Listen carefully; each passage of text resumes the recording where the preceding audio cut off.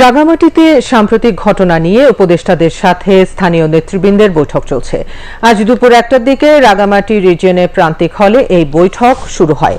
বৈঠকে স্থানীয় সরকার ও পল্লী উন্নয়ন সমবায় মন্ত্রণালয়ের উপদেষ্টা এএফ হাসান আরিফ, স্বরাষ্ট্র মন্ত্রণালয়ের উপদেষ্টা লেফটেন্যান্ট জেনারেল মোহাম্মদ জাহাঙ্গীর আলম চৌধুরী, পার্বত্য চট্টগ্রাম বিষয়ক মন্ত্রণালয়ের উপদেষ্টা সুপ্রদীপ চাকমা, পুলিশের আইজিপি মোহাম্মদ মইনুল ইসলাম, চট্টগ্রাম 24 পদাতিক ডিভিশনের ডিওসি, রাঙ্গামাটি রিজিয়ন কমান্ডার, জেলা প্রশাসক ও পুলিশ সুপার সহ প্রশাসনের ঊর্ধ্বতন কর্মকর্তা এবং স্থানীয় নেতৃবৃন্দরা উপস্থিত রয়েছেন।